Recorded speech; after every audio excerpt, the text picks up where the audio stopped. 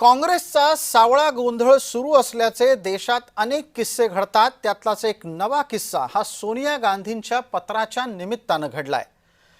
काँग्रेसच्या माजी अध्यक्षा सोनिया गांधी यांच्यावर एका मयत व्यक्तीचं सांत्वन करण्याची वेळ आली। आशाताईंचा दिवंगत मुलगा हेमंत भोसले याला पत्र लिहून सोनिया गांधींनी आशा भोसलेंच्या निधनाबद्दल दुःख व्यक्त केलंय।